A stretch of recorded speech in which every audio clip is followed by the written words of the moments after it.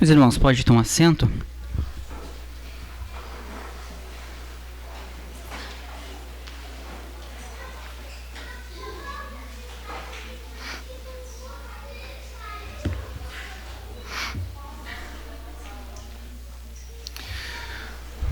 Bom dia, graça e paz. Como é bom, meus irmãos, nós podemos estar aqui reunidos como povo de Deus. Isso não é só mais uma rotina, mas é o povo de Deus que se reúne para adorar aquele que é digno de honra, glória e louvor. Que possamos ter isso em mente, principalmente porque estamos diante da mesa do Senhor, que nos convida a celebrar, a rememorar o seu sacrifício na cruz, sua morte e ressurreição, para que todos nós que estamos aqui, todos os domingos, pudéssemos estar alegres e felizes, esperançosos daquilo que o Senhor fez por nós. Que possa haver aqui gratidão em nossos corações e alegria por podermos então celebrarmos aqui como comunidade a Cristo. Amém?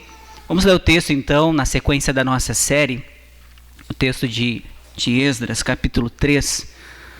Nós vamos estar então meditando sobre este período da história de Esdras e tentando meditar, entender e compreender aquilo que Esdras nos ensina, né, acerca desta história.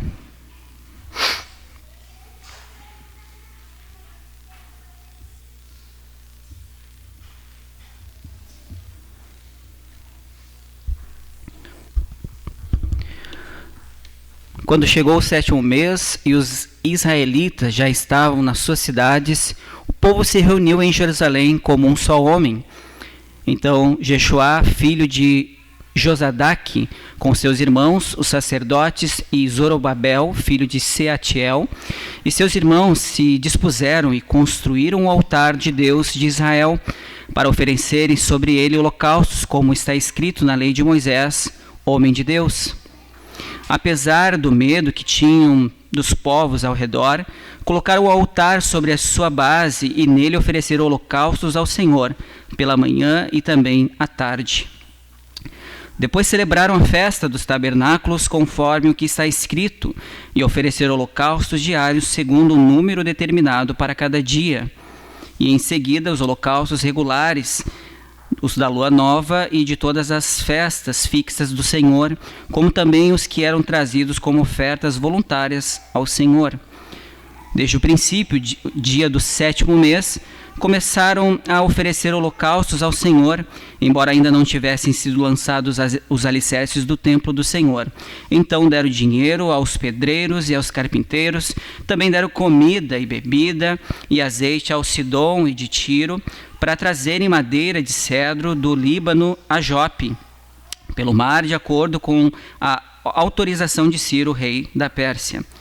No 2º mês, o 2º ano, depois de virem ao templo de Deus em Jerusalém, Zorobabel, filho de Seatiel, e Jeshoá, filho de Josadaque, e os seus outros irmãos, os sacerdotes e os levitas, e todos os que vieram do cativeiro para Jerusalém, começaram a construção e designaram os levitas de mais de 20 anos para supervisionar a construção do templo do Senhor.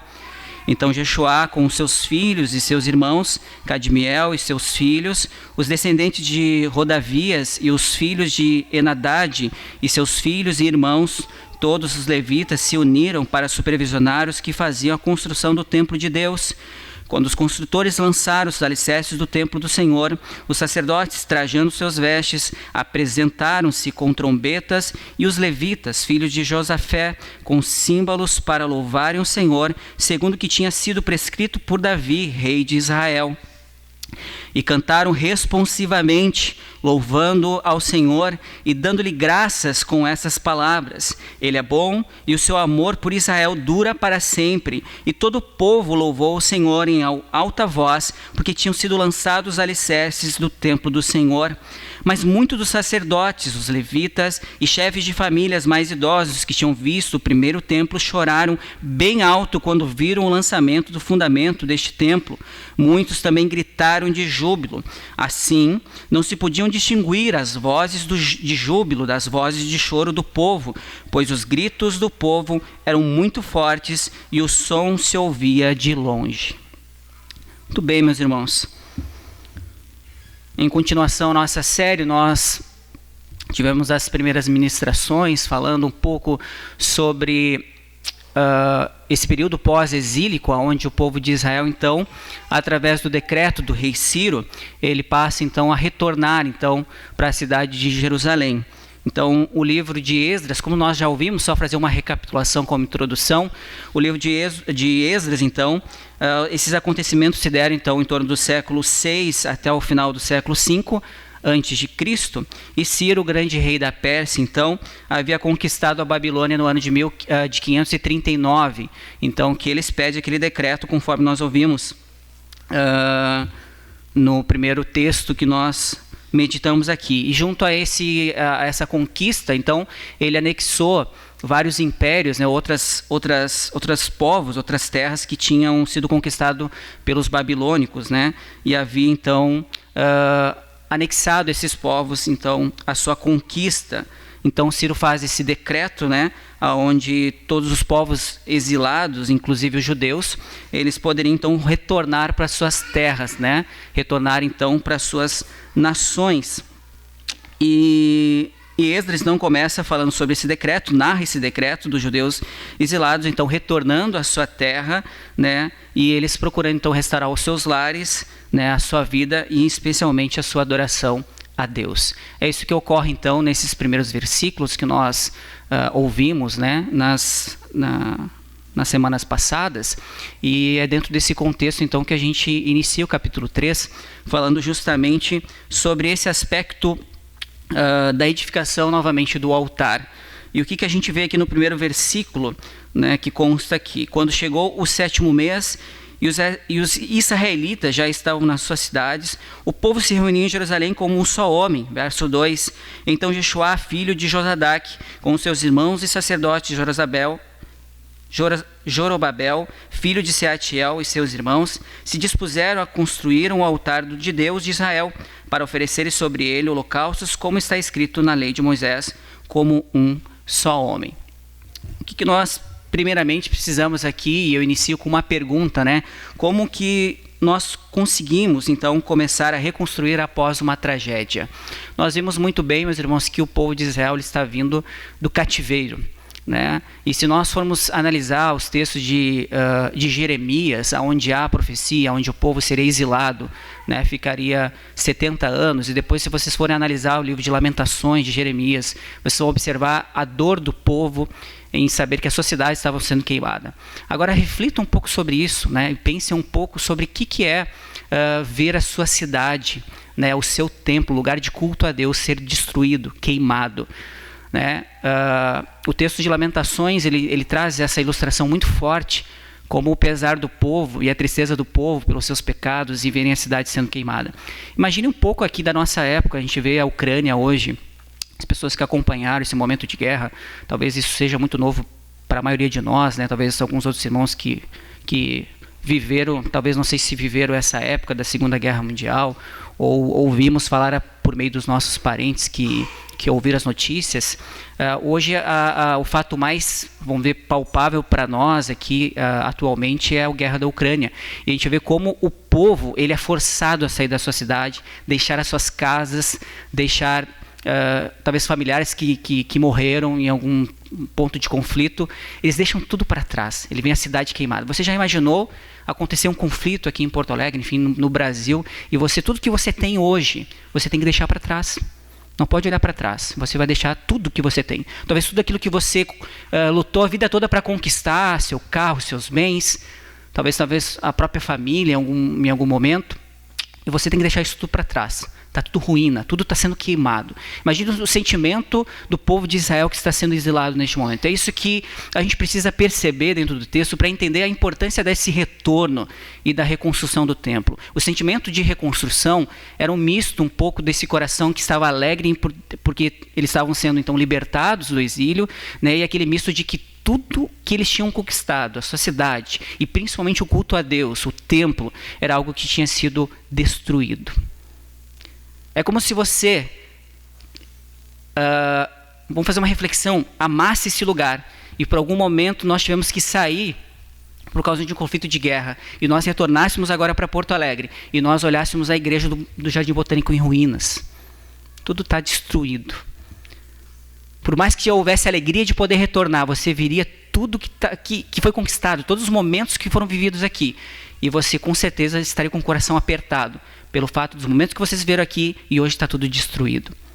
Então é mais ou menos esse sentimento que a gente observa no povo de Israel, que está retornando, então, alegres, mas também com o coração extremamente triste pelo fato de que tudo aquilo que eles amavam estava destruído, em ruínas.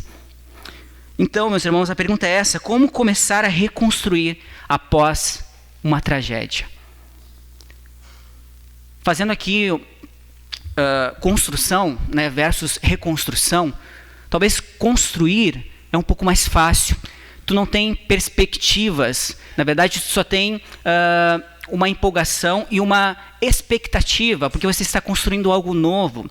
Então o que toma o nosso coração é a expectativa de poder construir algo. Mas reconstruir é algo que tu já tem que fazer de algo que já existia, de momentos que já foram vividos. É muito mais difícil.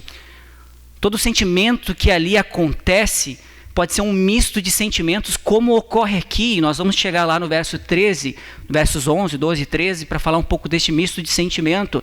Mas o que ocorre ali é todo esse sentimento, ao mesmo tempo de empolgação e de alegria por aquilo que está acontecendo, mas também de tristeza por tudo aquilo que foi feito ali e que agora não é mais da mesma forma. E muito diferente ainda, não vai ser construído da mesma forma que era anteriormente. É muito comum a nós, quando nós estamos acostumados com alguma forma, coisas básicas da vida, né? Digamos que você tem uma rotina diária no seu trabalho, e quando é mudado aquilo, talvez pelo seu supervisor, aquele momento fica assim, extremamente resistente. Mas daquela forma era melhor. E é mais ou menos o que ocorre aqui, infinitamente diferente, vamos dizer assim, em certo contexto, em profundidade, mas é parecido com isso. Os que retornavam e viam aquela reconstrução e aquilo que estava sendo lançado como base alicerce do novo templo, não era nem comparado àquilo que existia no antigo templo. Então era esse sentimento, a reconstrução era algo muito mais difícil para o povo de Israel. E a gente vai ver os desdobramentos disso ao longo dos capítulos, principalmente o capítulo 4, que é o próximo capítulo, onde nós vamos ver as oposições que ocorrem e o povo praticamente embargando essa obra. Né, o povo entra numa lacuna de tempo, onde não é assim do capítulo 3, onde eles lançam os alicerces, não é de uma hora para outra que eles continuam. Se eu não me falha a memória, desculpa eu não ter essa informação, mas se não me engano é 7 a 8 anos que eles param entre o capítulo 3 e o capítulo 4 de construir o templo.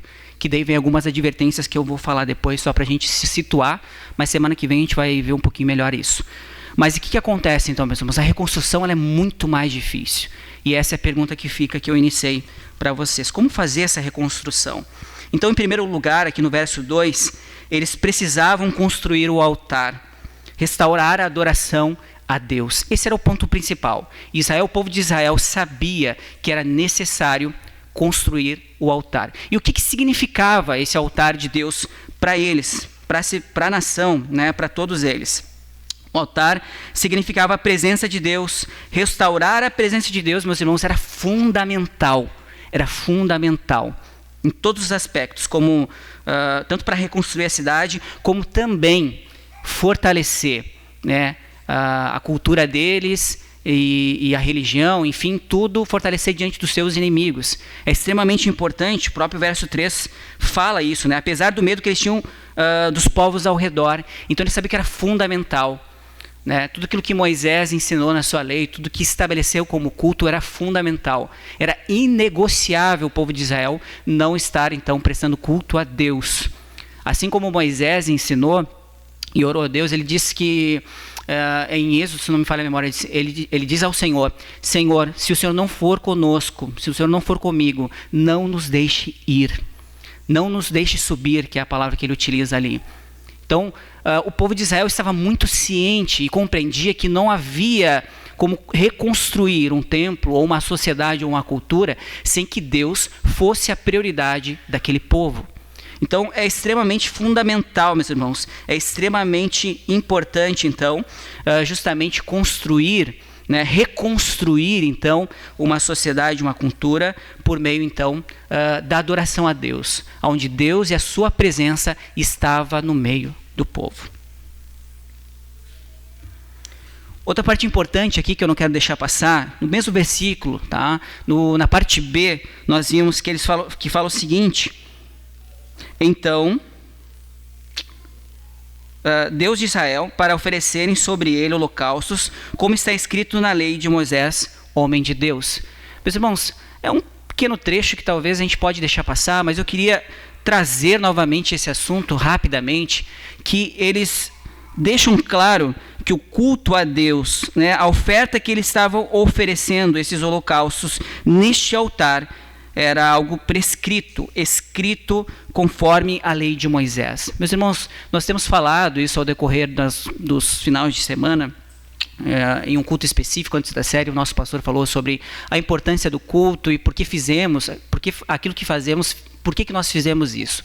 E nós estabelecemos aquilo que nós, por onde nós nos norteamos e por onde nós nos orientamos. A única forma de nós, de fato, adorarmos a Deus é da maneira como Ele prescreveu. Então era importante, e isso aqui, meus irmãos, a gente não pode deixar passar em branco. Mais uma vez aqui, Esdras nos ensina, né, que o culto, ele é algo que Deus estabeleceu para que o seu povo fizesse, e da forma com que ele estabeleceu.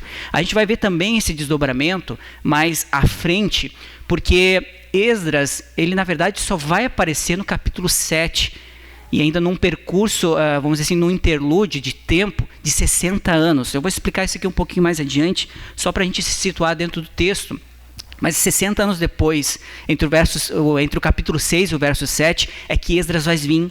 E ele vai vir novamente para falar sobre a espiritualidade do povo, a importância de que eles se voltassem a Deus conforme aquilo que Deus tinha prescrito, né? Esdras era um mestre da lei, da Torá. Ele vinha como um professor, como um mestre, para reorganizar o culto novamente. Então, entenda a importância disso. Isso não é só um pontinho aqui, né, que a gente pode passar. Porque, na verdade, toda a restauração do povo de Deus, ela passa pelo culto. Então, é extremamente importante entender que o culto é algo fundamental dentro do povo de Deus. E esse culto é conforme aquilo que Deus prescreveu para que o povo o fizesse. Então, meus irmãos, é importante nós entendemos que não é, e o pastor Rodrigo comentou isso na última pregação, nós não podemos adorar a Deus conforme as nossas imaginações, conforme aquilo que a gente conjectura da nossa mente, daquilo que Deus vai se agradar, ou dizer que Deus se agrada só porque eu entendo que o meu coração está sendo sincero. Deus não está pedindo, por mais que sinceridade é algo fundamental, Deus não está pedindo a nossa sinceridade no aspecto de que eu adoro a Deus de qualquer forma e digo, mas eu sou sincero. Deus sim quer a sua sinceridade, mas quer que você o adore conforme Ele prescreveu para que ele seja adorado. Então é dessa forma que nós devemos levar em consideração isso. Como eu falei, não é só um trecho aqui pequeno, mas isso se desdobra ao longo do texto de Esdras. Quando Esdras retorna, Neemias também vai falar sobre isso, e principalmente alguns profetas que são, vamos dizer assim, estão nessa mesma cronologia, que é Ageu, que é Zacarias, e principalmente Malaquias, que vai justamente ser bem duro com o povo por meio das suas profecias. Eu vou citar isso depois, mais à frente, para a gente entender como isso é fundamental e importante nós entendermos sobre o culto e a presença de Deus no meio do povo. Vamos dar a sequência aqui para a gente continuar então. A partir do verso 13, então, meus irmãos, e aqui em segundo lugar, nos meus tópicos aqui, a gente extrai uma lição que, apesar das dificuldades e as afrontas e perseguições, possíveis perseguições, devemos permanecer fiéis a Deus. Veja comigo o verso 13, então, acompanhe aqui para a gente poder entender aqui do que eu estou falando. Apesar do medo que tinham dos povos ao redor, colocaram o altar sobre a sua base sobre a base, e nele ofereceram holocaustos ao Senhor pela manhã e também à tarde. Vejam, meus irmãos, apesar do medo que tinha dos povos ao redor, eles ainda colocaram o altar sobre a sua base e nele ofereceram o holocausto.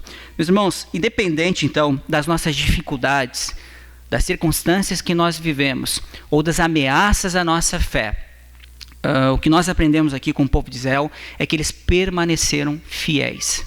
Independente de momentos difíceis, de circunstâncias como eu citei aqui ao longo da mensagem, eles continuaram a oferecer holocaustos. Nós devemos então permanecer fiéis. E aqui, meus irmãos, diante do texto, eu não vou fazer aplicações específicas, né, no final, vou fazer algumas recapitulações, mas eu vou fazer algumas aplicações dentro do próprio texto ao decorrer do que eu vou estar ministrando. Então, meus irmãos, entendendo aqui, meus irmãos, e mesmo em circunstâncias difíceis, em dificuldades, e até mesmo animosidade, meus irmãos, de outros povos, ou muitas vezes de situações que nós vivemos, é que eles permanecem fiéis e continuam lançando as suas ofertas, os seus holocaustos diante do altar. É fundamental nós entendermos isso, meus irmãos, porque isso vem diretamente a nós também. Nós que enfrentamos lutas e dificuldades, e muitas vezes a animosidade do mundo aí fora, contra tudo aquilo que nós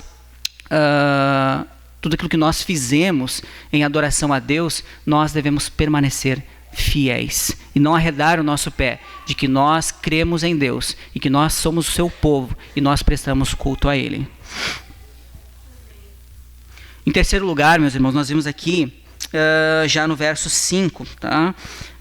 Eles falam ali, depois celebraram a festa dos tabernáculos, conforme o que está escrito, verso 4, e ofereceram holocaustos diários, segundo o número determinado de cada dia. E no verso 5, ele segue aqui falando, e em seguida os holocaustos regulares, os da lua nova e de todas as festas fixas do Senhor, como também os que eram trazidos como ofertas voluntárias ao Senhor.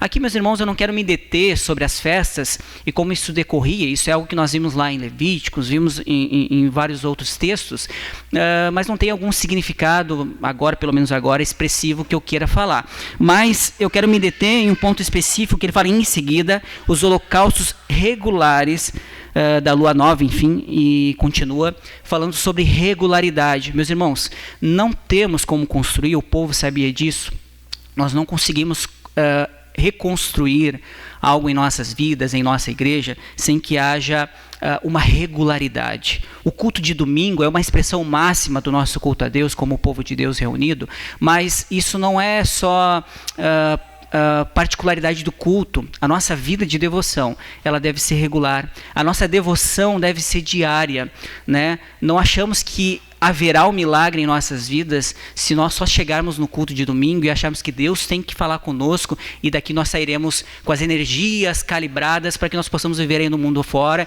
e enfrentar as lutas para que a gente possa viver a nossa vida com tranquilidade. Nada disso. Deus nos chama a viver uma vida diária com Ele. Se nós queremos reconstruir como igreja uma comunidade forte, fortalecida em uma cultura onde Cristo é o centro dessa igreja, nós individualmente ou coletivamente devemos buscar ao Senhor diariamente. Não existe cristianismo, meus irmãos, sem que nós venhamos nos devotar a Deus diariamente. Isso é ser impostor. Por mais forte que isso pareça, meus irmãos, é viver uma vida falsa como cristão. É extremamente necessário. Uma coisa, meus irmãos, é nós temos dificuldades de buscarmos, de orarmos e ainda assim lutarmos para buscarmos a Deus. Outra coisa é nós vivermos como se Deus não existisse. Outra coisa é vivermos como se isso não fosse importante e fundamental. Não existe cristianismo sem que nós venhamos nos relacionar com Deus diariamente. É fundamental. Você nunca construirá, de fato, uma cultura em teu coração, onde você pode suportar os enfrentamentos do mundo, sem que você diariamente medite na palavra de Deus e tenha comunhão com Deus. É impossível. É impossível. Nós devemos sim, meus irmãos, assim como eles ofertavam a Deus a sua devoção, o seu culto, os seus holocaustos diariamente, né, tendo a atenção, né, de prestar um culto conforme Deus tinha prescrito, assim nós devemos compreender, meus irmãos, que o cristianismo é uma relação diária com Deus, onde nós temos comunhão com Deus, onde nós temos comunhão com o seu povo, porque, querendo ou não, eles se reuniam para oferecer esse holocausto, eles estavam unidos e juntos para construir uma cultura, então, onde Deus era o Senhor deles.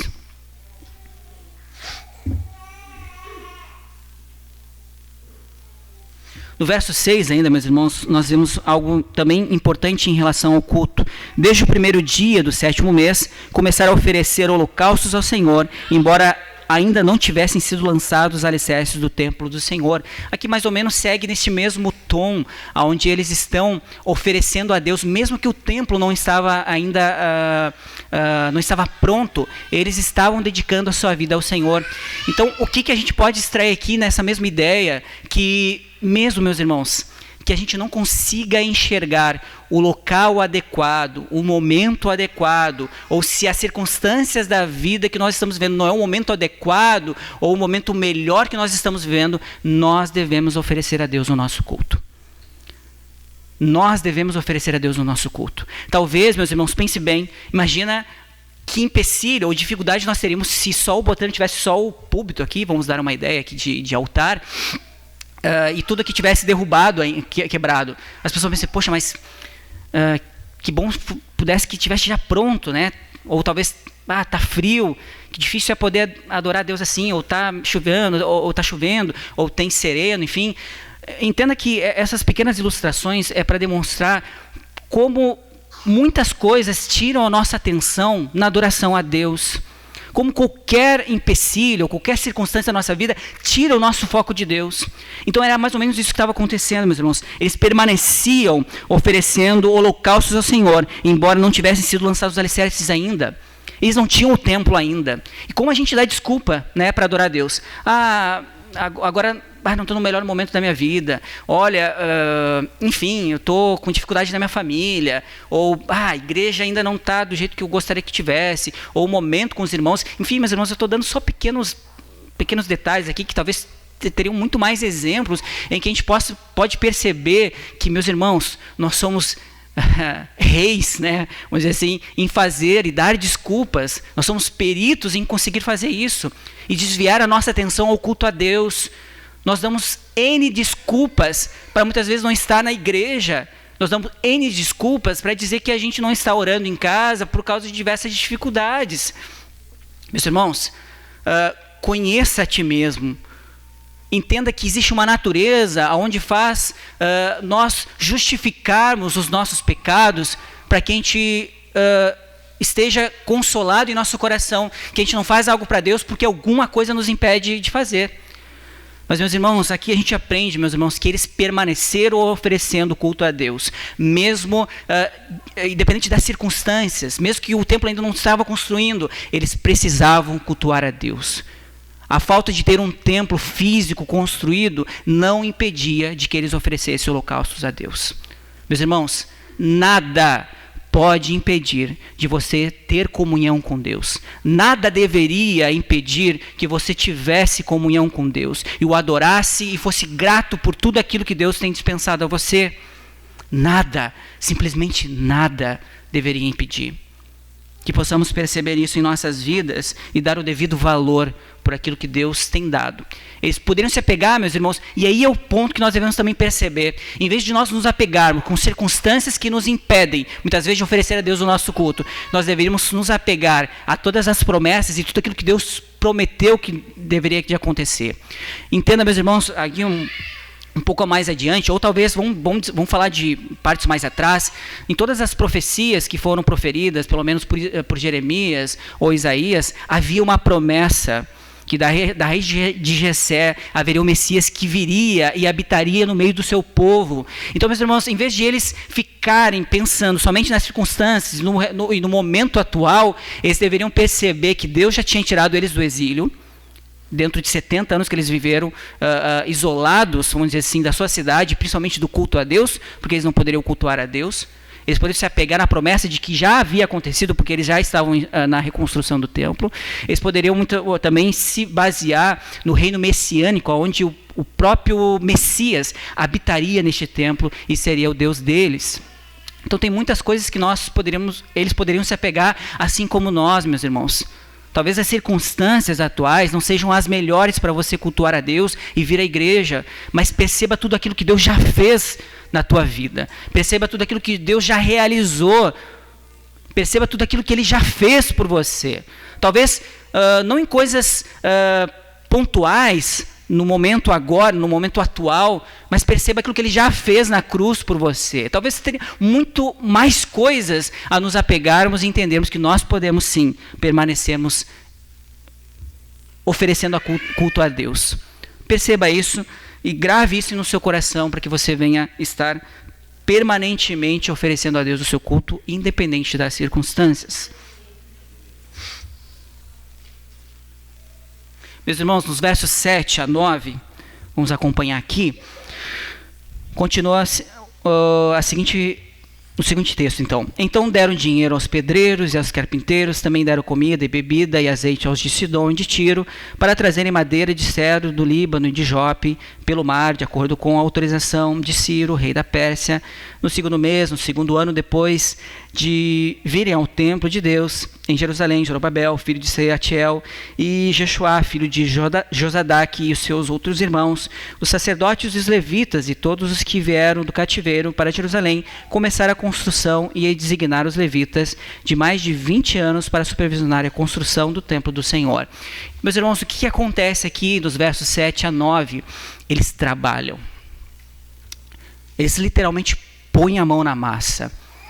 Isso aqui denota, meus irmãos, engajamento. Mais uma vez aqui a gente retorna, e aqui eu faço eco às palavras também do nosso pastor da semana passada. Eles se engajaram com a construção do templo, com a reconstrução da cidade. E isso, meus irmãos, eles dispensaram dinheiro. Eles deram dinheiro aos pedreiros, aos carpinteiros. Meus irmãos, aqui nós falamos de engajamento total, não só financeiro, meus irmãos. Graças a Deus, a nossa igreja não é uma igreja que fica aqui barganhando com o povo de Deus, que eles devem dar, porque eles vão receber bênçãos, porque eles dão dinheiro à igreja. Não. Nós damos por gratidão. Nós damos porque reconhecemos aquilo que Deus tem feito, e principalmente porque nós investimos no reino de Deus, para que o reino de Deus avance, para que a igreja onde nós temos aqui possa progredir, seja ela em coisas mínimas, em detalhes mínimos, até ao investimento de que isso se expanda cada vez mais e que novos membros possam desfrutar deste lugar e cumprir a sua missão também. Nosso pastor falou algo muito claro. Na verdade, sem dinheiro, obviamente a gente não ama o dinheiro, né? Não é o nosso Deus, mas sem dinheiro nós não fazemos nada. Tudo hoje nós precisamos de dinheiro para que possamos melhorar o nosso espaço físico, ou contribuir, ajudar irmãos que necessitam. Enfim, tantas coisas que nós poderíamos falar. Ninguém aqui tem falta de conhecimento para compreender que isso é necessário. Mas muito mais do que isso, meus irmãos, que dinheiro é uma expressão só daquilo que, na verdade, o nosso coração já de fato entende e compreende, que é um engajamento, onde eu me ofereço de forma completa. E isso tem a ver com a nossa disposição, com o nosso investimento de poder tanto ajudar e contribuir com a nossa mão de obra, no sentido de que nós estamos oferecendo o nosso trabalho, talvez braçal, ou nosso trabalho no fato mais intelectual, que nós possamos contribuir, e financeiramente também. Então tudo isso nos envolve de maneira qual nós estamos disponíveis, dispostos, com o coração naquilo que nós queremos fazer de fato. Porque uma coisa muito comum a nós, meus irmãos, aquilo que nós queremos fazer, nós damos um jeito e fizemos. Todos nós sabemos disso. Quando de fato eu quero fazer algo que eu quero muito, é que nem aquela coisa, né? Eu já passei dessa fase, graças a Deus, ou nunca tive essa fase, né, de empolgação. Sabe quando você quer muito uma coisa? Vamos pegar o exemplo de um celular. Você tem um celular bacana e bom, mas você começa a botar defeito naquele celular, porque tu quer muito um outro celular novo. E daí a gente começa assim, mas esse aqui não tem aquilo, não tem aquilo outro. Mesmo que nós sabemos que tu compra o celular hoje, amanhã já está obsoleto, porque nós vamos ter muito mais outras tecnologias que assim vêm. Mas quando nós nos convencemos que nós queremos algo, nós corremos atrás e damos as desculpas devidas e fizemos o que tiver que fazer para a gente conseguir aquilo que nós queremos tanto. Isso é algo muito, muito pequeno, perto de algo que é muito maior, mas é só uma ilustração para que a gente entenda que quando a gente quer fazer algo, a gente faz, a gente corre atrás, e mesmo que talvez financeiramente a gente não tenha aquela disposição, aquele valor e aquela quantia, nós fizemos outras coisas para que a gente chegue naquele objetivo para de fato conseguir aquilo que queremos. Então, meus irmãos, o fato também aqui, obviamente é uma disposição onde a maneira que nós nos dedicamos a Deus nos dá um coração mais disponível para servir? Sim, com certeza. Com certeza, quando nós estamos em comunhão com Deus e de fato abraçamos aquilo que de fato Deus ama e nós passamos a amar também, é muito mais fácil, com certeza. Este é o primeiro caminho que nós devemos fazer.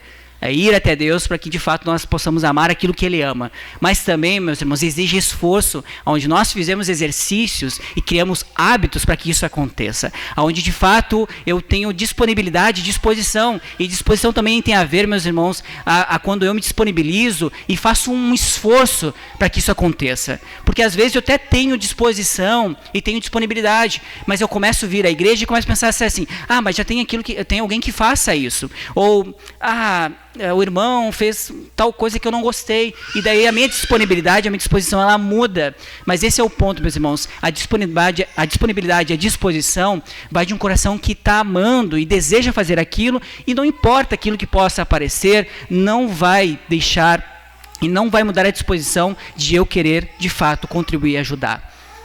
Então, meus irmãos, é fundamental e importante que a nossa disposição e o nosso engajamento seja um esforço de todos nós a querer que o reino de Deus avance. Aqui, meus irmãos, é só uma esfera, é só uma proporção daquilo que Deus está fazendo no mundo. A progressão dessa igreja depende de todos nós engajados para que a igreja evolua e cresça, para que o evangelho se manifeste, se expanda. Mas isso, meus irmãos, é só um micro daquilo que está acontecendo no reino de Deus. E aí, meus irmãos, se nós pensarmos como reino de Deus, é algo muito maior. E aquilo que nós fizemos aqui tem uma dimensão muito maior. E não se restringe só aqui. À medida que como espaço micro se desenvolve, nós também estamos avançando naquilo que é macro, naquilo que é o reino de Deus, naquilo que Deus está fazendo no mundo, naquilo que Deus está fazendo no nosso bairro, na nossa cidade, no nosso estado e no país todo e no mundo todo. Então, quando nós observamos com essa dimensão, é saber que tudo aquilo que nós fizemos aqui está refletindo, está tendo uma repercussão no reino de Deus. Nada que você faça é pequeno demais para o reino de Deus. Ao contrário, tudo que você faz, no mínimo detalhe, é o amor que você tem a Deus e pelo seu reino que está avançando. Que alegria é, meus irmãos, quando o nosso coração olha a obra de Deus e percebe, o reino de Deus está avançando, o nome de Deus está sendo glorificado. O reino de Deus está avançando, a luz está avançando, as trevas estão recuando. É isso que nós temos que ter em mente.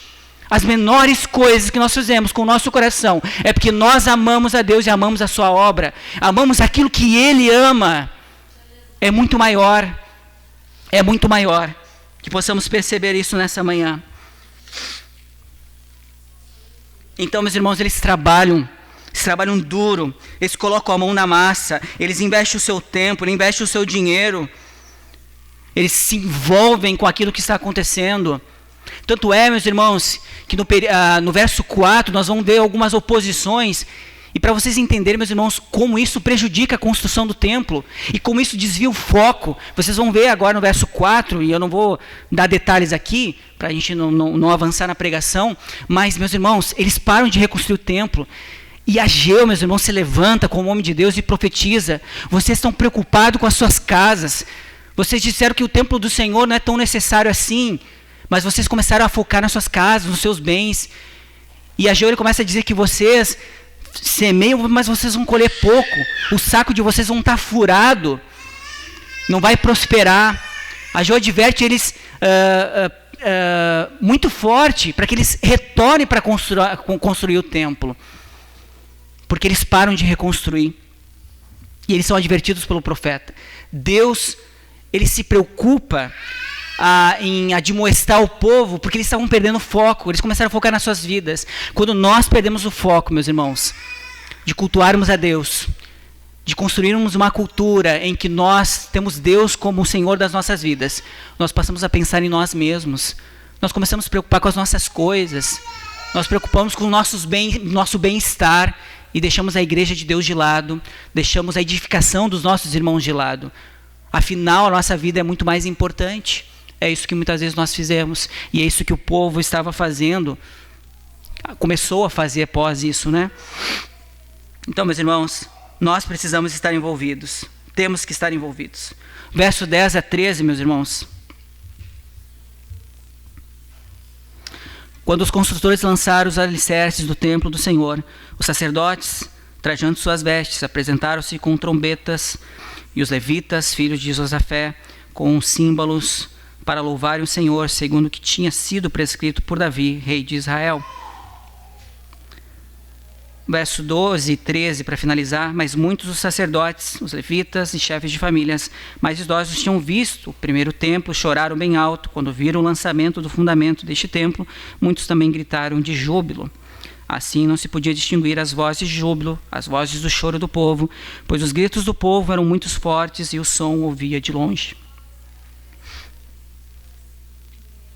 Meus irmãos, aqui a gente tem que ter em mente, eu não vou ler aqui para a gente não gastar todo o tempo, temos a ceia ainda, mas temos que ter em mente Levíticos 9 e 1 Reis 8, onde fala sobre a manifestação da glória de Deus.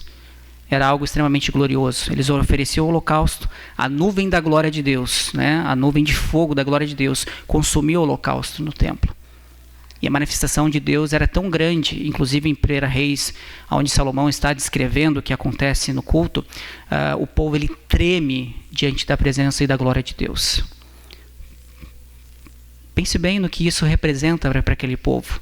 O próprio Deus no meio do povo, como uma nuvem de fogo consumindo o altar, a oferta de sacrifício daquele povo. É isso que tem que ter em mente nesse momento, onde nós vemos esse misto de sentimento do povo. A presença de Deus se manifestava e Salomão descreve ali em 1 Reis de que o povo estremecia na presença diante da glória de Deus. Meus irmãos, o misto de sentimento que nós vemos aqui era um misto de sentimentos que, embora embora tivesse esse momento de alegria, onde os mais novos ali estavam jubilando de alegria, pelo fato de que os alicerces do templo estavam sendo lançados, da mesma forma tinha a expectativa e o sentimento dos mais idosos, dos anciões, dos presbíteros antigos, que viram aquela glória daquele templo. Pense bem como o coração daqueles que estavam ali estavam extremamente em conflito, porque o templo, meus irmãos, no momento que eles lançam o alicerce, dá para perceber, meus irmãos, que o templo não teria a grandeza e o tamanho como o templo de Salomão. Então, pense bem como esse sentimento poderia estar alterando, então, a disposição e o coração daqueles que estavam ali. Por mais que havia alegria e reconhecimento de que eles estavam conseguindo, então, reconstruir o templo e ter agora novamente um altar restaurado e a presença de Deus no meio deles, já não era mais como antes. Quantos de nós, meus irmãos, somos tão saudosistas e pensamos que hoje não é como era antes? Ou a minha vida, principalmente, eu não sou como eu era antes. E a gente cria aquelas expectativas, né, de que antes eu sentia mais a presença de Deus, antes eu orava mais, antes eu cantava mais. E parece que sempre a circunstância passada era melhor do que a atual. Mas isso é, mais uma vez, meus irmãos, o sentimento humano de reconhecimento e gratidão a Deus, porque é a justificativa de nós não termos uma vida mais espiritual hoje, de não termos mais envolvimento e engajamento hoje, porque a gente fica olhando, mas se eu fosse como eu era antes, talvez seria diferente. Ou se eu tivesse as condições financeiras que eu tinha antes, talvez eu investiria mais. Mas essa é a peça, meus irmãos, que é pregada em nós pela nossa natureza, onde nós sempre pensamos naquilo que muitas vezes acontecia no passado. Mas o nosso Deus, meus irmãos, nosso Deus é do passado, do presente e do futuro. Deus está com o seu povo e as histórias só provam que Deus a todo momento está guiando a história. E em nenhum momento Deus deixou o seu povo, até mesmo no exílio, Deus não deixou o seu povo. Continuou dando promessas e advertindo ao seu povo que Ele os libertaria. Não viva do passado, meus irmãos. Não viva de circunstâncias onde você achava que era a melhor fase da sua vida. Viva hoje, porque a sua esperança não está naquilo que você fazia ou naquilo que você tinha, mas está em Deus. E Deus está contigo hoje. Deus está conosco hoje. Está nos esforçando hoje, nos prometeu coisas que nos fazem permanecer em sua presença, nos garantiu, por meio de Jesus, que nós poderíamos permanecer firmes em sua presença.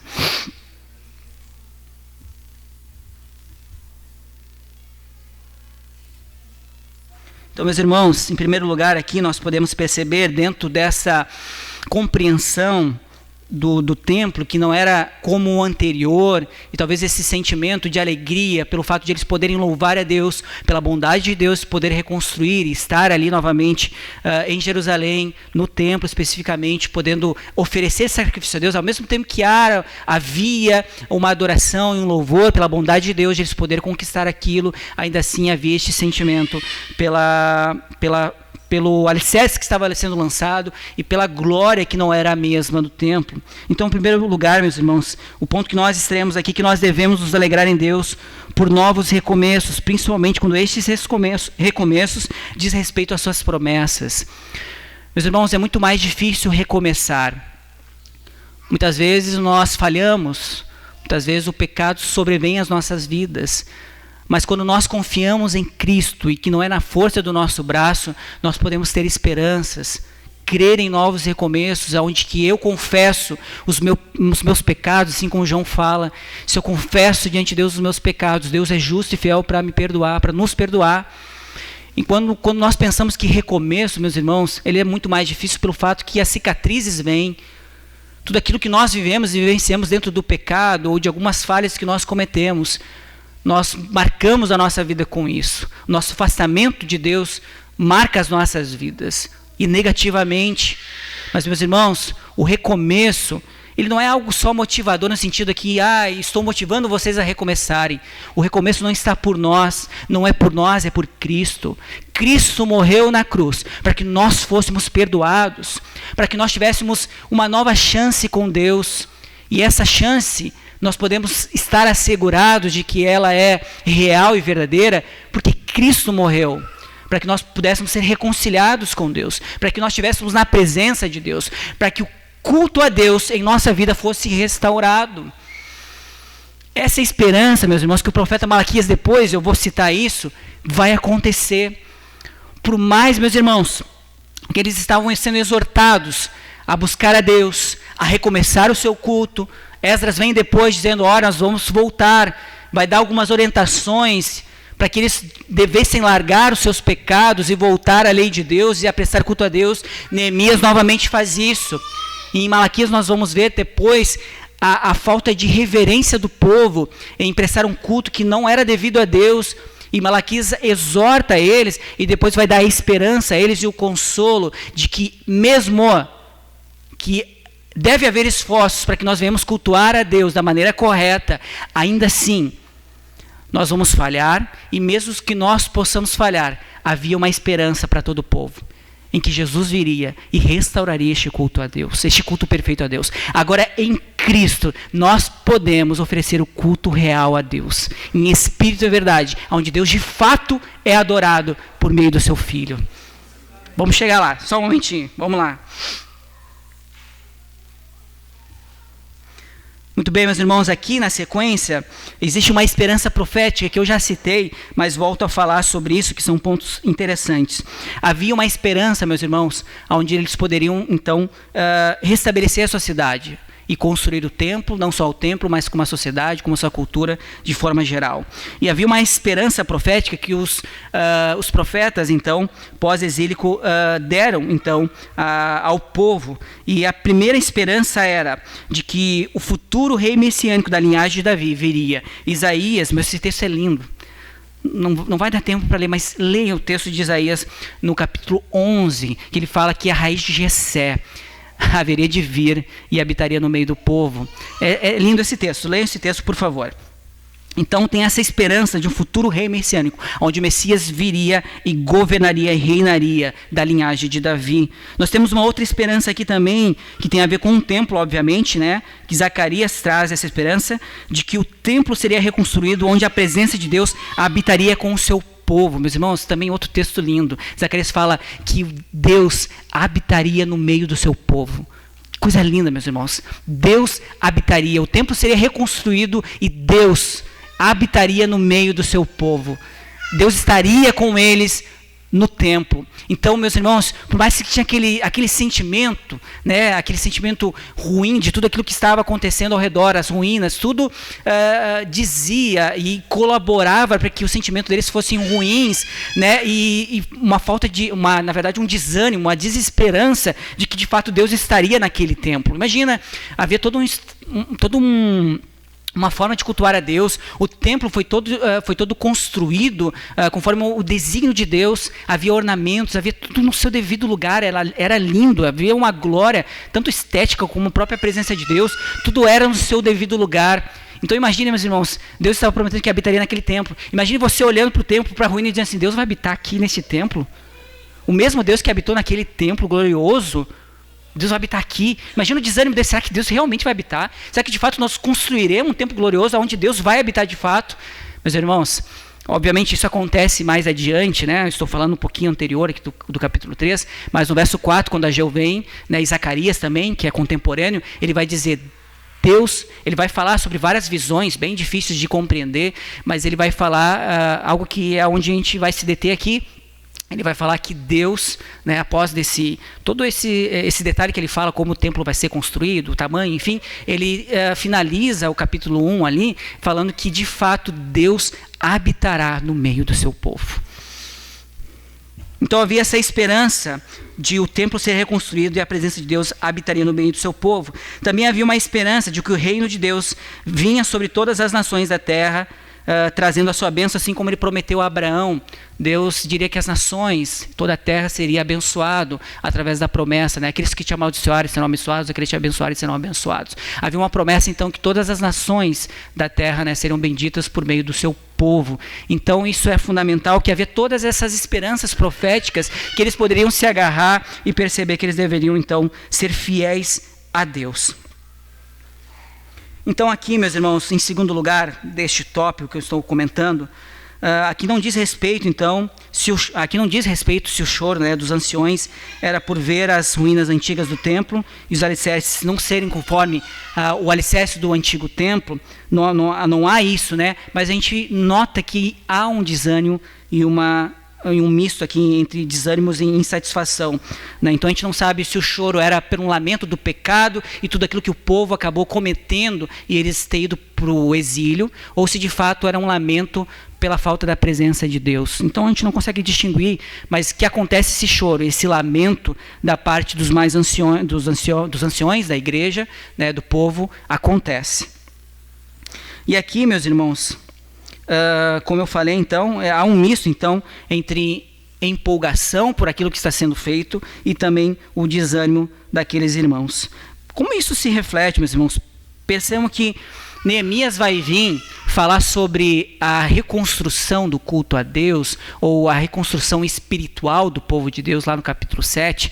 Para que vocês entendam, meus irmãos, do capítulo 6 até o capítulo 7, né? Para nós o 7 é depois do 6, mas há um espaço de tempo de 60 anos, mais precisamente 58 anos, onde o povo para de construir o templo. E Esdras vai vir depois de 60 anos, enviado por Artaxerxes I, para que ele reconstrua então e ensina novamente a Torá para o povo. 60 anos, meus irmãos.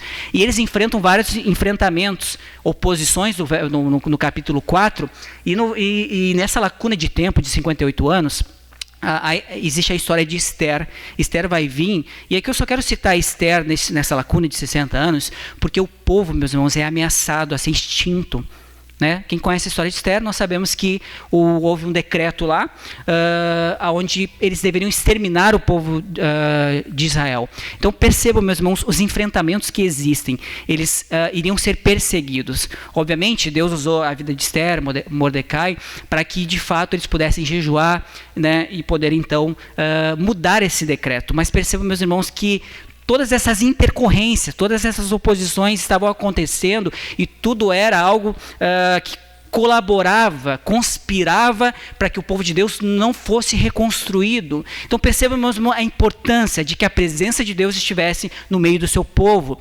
O que Esther fez? Ela jejuou, ela foi para a presença de Deus, para que Deus o orientasse a ela, para que de fato o povo de Israel fosse, então o seu povo, o povo judeu, fosse preservado. Meus irmãos, nada podemos fazer se Deus não estiver dentro das nossas vidas, dentro da sua na comunidade.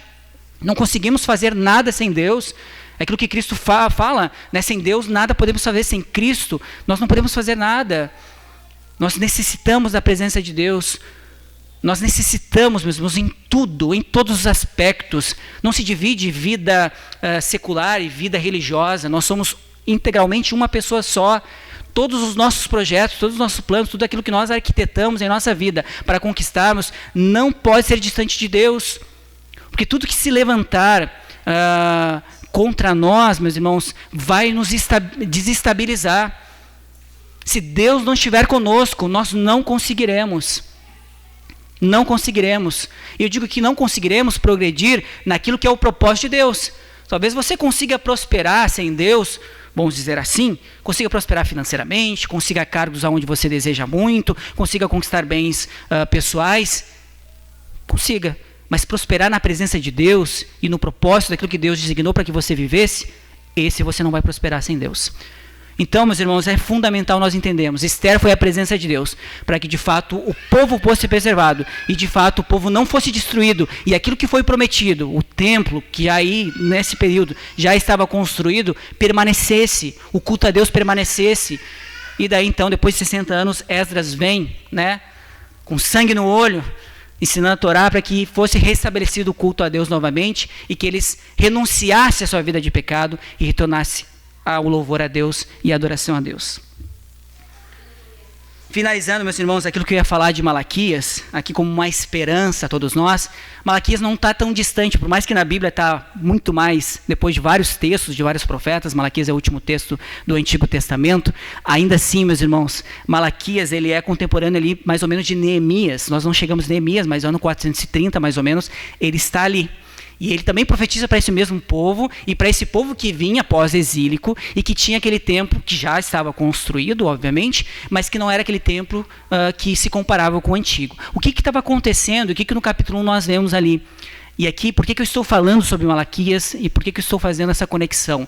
Porque ele é mais um profeta que Deus usa para incentivar o povo, primeiramente exortar o povo, assim como Ageu e Zacarias, ao culto a Deus e a se voltar para Deus novamente e principalmente perceber que havia um consolo onde o Messias viria e estabeleceria o seu reinado e ele habitaria no meio do seu povo. Malaquias, ele vem como a voz de Deus para aquele povo, dizendo assim, olha, o templo está construído, né? A gente percebe que o povo ali ele está desanimado porque o templo ele é menor, eles estão ainda subjugados a um governo que é pagão, né? Eles não estão extremamente estabelecidos com a sua cultura ainda. E o que eles fazem? Eles começam a oferecer a Deus sacrifícios comuns. E aqui a gente volta ao culto mais uma vez e a importância da presença de Deus no meio do seu povo. O que eles fazem, meus irmãos? Eles começam a oferecer alimentos impuros a Deus. E daí Deus começa, por meio de Malaquias, ele fala assim ao povo, né?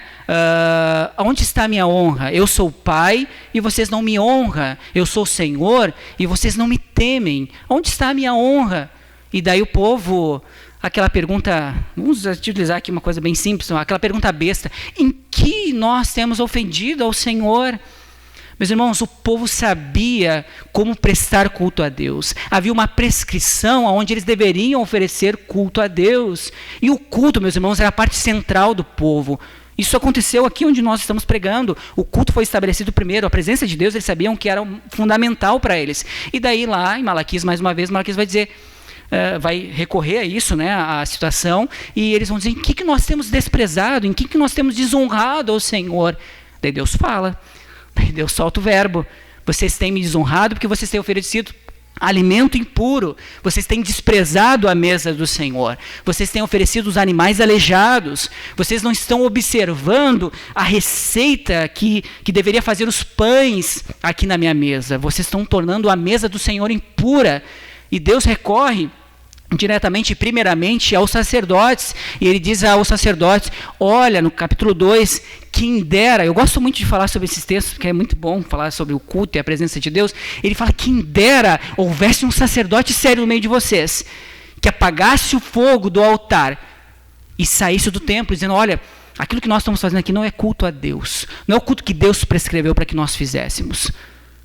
Se houvesse um sacerdote sério, ele parava com essa palhaçada, vamos dizer assim, no português bem falado, e seriamente entenderia que este culto não é um culto que Deus merece receber, e vocês iriam embora. É mais ou menos como a gente percebesse que o culto que está acontecendo aqui não estivesse sendo um culto centrado em Deus, onde a presença de Deus é o centro deste lugar, e nós percebêssemos que isso que nós estamos fazendo é algo insignificante, e nós apagássemos a luz, o último desliga a luz, aí vamos todo mundo embora, porque isso aqui não é culto a Deus. É mais ou menos isso que acontece.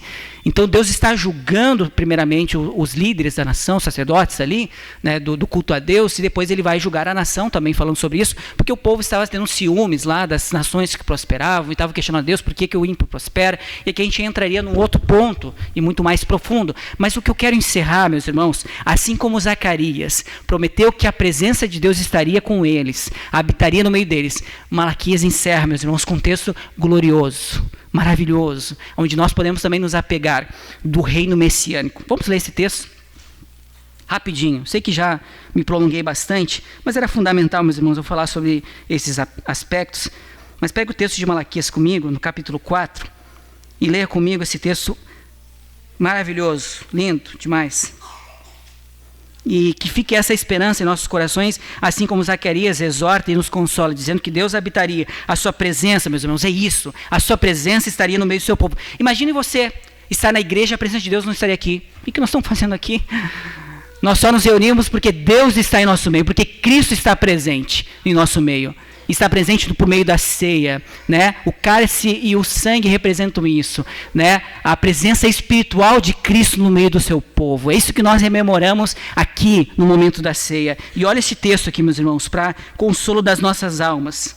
Diz o Senhor dos Exércitos: aquele dia virá abrasador como fornalha, todos os presunçosos e todos aqueles que cometem maldade serão como palha. O dia virá e os queimará, não sobrará raiz nem ramo. Mas para vós, para o seu povo, para vós, os que temeis o meu nome, nascerá o sol da justiça, trazendo cura nas suas asas, e vós sarareis e saltareis como bezerros soltos no curral. Para vocês que temem a Deus, para vocês que adoram o Deus verdadeiro, para vocês que preservam o culto a Deus verdadeiro, para vocês que amam a presença de Deus, para vocês que priorizam a Deus, para vocês que estão na presença de Deus e amam estar na presença de Deus, para vocês nascerá o sol da justiça. E não só para eles, é uma promessa, meus irmãos, que Deus habitaria e a vinda do Messias nesse templo restauraria o culto verdadeiro a Deus, onde eles poderiam adorar em espírito e verdade. Também é uma promessa futura, meus irmãos. É uma promessa futura, que meio que nós vivemos neste mundo com todas as dificuldades, adversidades, coisas que nos assolam. Jesus virá para nós, Jesus virá para a sua igreja, virá para o seu povo, e nós desfrutaremos eternamente de um banquete assim como esse, que prenuncia a volta do Messias para o seu povo. Jesus virá para nós, meus irmãos, e nós estaremos no seu reinado eterno. Nós estaremos eternamente reinando com Ele, desfrutando de um banquete celestial, onde nós seremos alimentados para a vida eterna, onde as nossas almas estarão nutridas eternamente, não haverá mais escassez em nossa alma, nós seremos supridos completamente, plenamente. Você não sentirá mais falta da presença de Deus, você não vai deixar de sentir a presença de Deus em nenhum momento. O pecado não vai mais separar, não vai ter momentos onde vai haver um vácuo, muitas vezes, na sua vida cristã. Você será pleno em Deus, você desfrutará plenamente da sua presença, e isso é uma promessa, meus irmãos. É Deus quem faz, é Deus quem faz.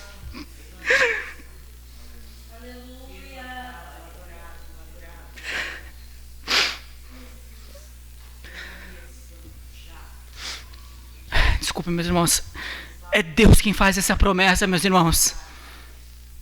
Se firme com isso, meus irmãos. Ame a Deus. Tenha Ele como prioridade da sua vida. A conclusão, meus irmãos, desse texto, de todas essas histórias contadas, nos revelam, acima de tudo, desafios de reconstrução, ameaça externa, desânimo interno. Mesmo assim, o Senhor dirigiu a história nesse tempo, para que o templo, a cidade e a nação fossem reconstruídos por seu propósito soberano, perante assim o caminho, preparando assim o caminho para a vinda do sol da justiça, do Messias prometido, do desejado das nações, do príncipe da paz, do Redentor, do Salvador, do Cristo, Jesus Cristo, Filho de Deus, o nosso Senhor. Amém? Vamos orar, meus irmãos. Bendito Deus, obrigado, Pai. Não há mais palavras, Senhor, para descrever, Senhor, a Tua grandeza, o consolo, Senhor, que temos em Ti, Pai, por meio de Jesus. Só te peço, Pai, faça-nos compreender a grandeza que existe, Pai, em nós. Por meio do Filho, nós obtivemos reconciliação com Deus. Estamos unidos hoje por meio de Jesus à Sua presença. E que em nenhum momento venhamos desprezar a presença de Deus em nosso meio. Que a Tua presença seja prioridade, seja o desejo, seja o anseio, seja a fome e sede das nossas vidas, da nossa alma. Faça isso pelo Teu Espírito nesta manhã, Senhor. Nutra-nos, Senhor. Alimenta-nos, Senhor, com a Tua palavra e por meio da ceia nesta manhã. Te pedimos isso, Senhor, em nome do Teu Filho Jesus, que vive e que reina contigo, um só Deus com o Espírito Santo. Amém.